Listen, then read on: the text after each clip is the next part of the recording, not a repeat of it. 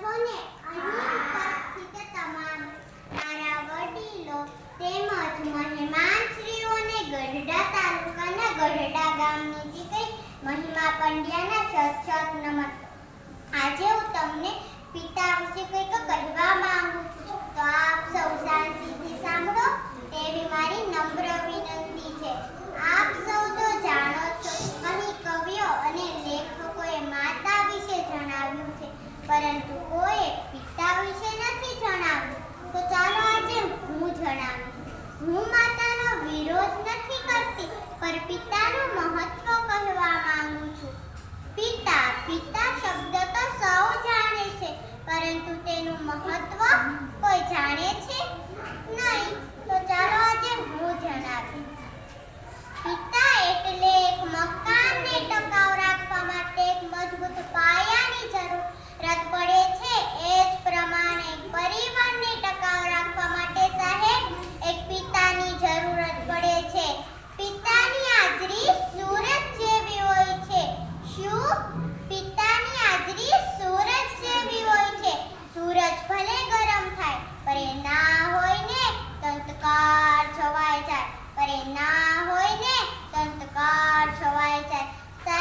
સાહેબ એક વાત પૂછું. તમે નાના હતા, પાપા પગલી ચાલતા હતા, ચાલતા ચાલતા પડી જતા, ત્યારે મનમાં એક જ વિચાર આવતો કે પપ્પા છે ને, તમે સ્કૂલે જતા, છોડવા આવેલ પાપાને પાછા વળી ટાટા કરતા, ત્યારે મનમાં એક જ વિચાર આવતો કે પપ્પા છે ને, તમે મોટા થયા, કોલેજ ગયા, મોજ મસ્તી કરતા કે મૂંઝવણ અનુભવતા, ત્યારે મનમાં એક જ વિચાર આવતો કે પપ્પા છે ને, પણ તારા લગ્ન બાદ તારી પત્નીને કહેવાથી તારા પપ્પાને વૃદ્ધાશ્રમમાં મૂકવા પહેલા તને એક વિચાર ન આવ્યો કે પપ્પા છે ને.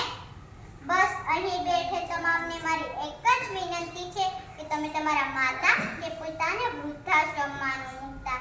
એ છે ને ત્યારે જ તમે છો, એના વગર તમારું કાંઈ અસ્તિત્વ જ નથી. છતાં પણ તમારે જાણવું હોય ને તો તમારી શેરીમાં તમારા પપ્પા જોડે જજો અને એક દિવસ એકલા જજો. ખબર પડી જ જશે. જે દિવસે તમે એકલા હશો ને, અરે તમને બોલાવવાની વાત તો દૂર રહે, લોકો તમારી સામું પણ નહીં જુએ. મા ઘરનું ગૌરવ છે ને, તો પિતા ઘરનું અસ્તિત્વ જ છે. મા પાસે અશ્રુની ધારા, તો પિતા પાસે સંયમ હોય છે. બે સમયનું ભોજન મા બનાવે છે ને, તો આખી જિંદગીની વ્યવસ્થા એક પિતા કરે છે. ક્યારેક આપણે પડી જાવી કે ઠોકર લાગે ને, ત્યારે આપણા મોંમાંથી માં એમ બોલાઈ જાય છે, પરંતુ રસ્તો પાર કરતા અચાનક ટ્રક પાસે આવીને બ્રેક મારે ને, ત્યારે આપણા મોંમાંથી બાપરે એમ બોલાઈ જાય છે. એટલે નાના નાના સંકટોમાં માતા યાદ આવે છે, પરંતુ મોટા સંકટો આવે છે ને, ત્યારે પિતા યાદ આવે છે. પણ હું એ કહેવા માંગુ છું કે મને મારા પપ્પા કરતા સાંજ વધારે ગમે છે. મને મારા પપ્પા કરતા સાંજ વધારે ગમે છે, કેમ કે મારા પપ્પા તો ફક્ત મારી સાથે સારા રમકડા જ લાવે છે. આ સાંજ તો મારા પપ્પાને લાવે છે. આ સાંજ તો મારા પપ્પાને લાવે છે. જો માં એક એવી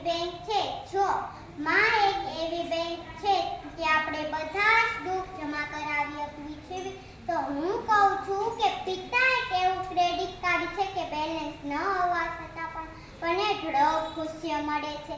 બેલેન્સ ન હોવા છતાં પણ આપણને ઢળક ખુશીઓ મળે છે.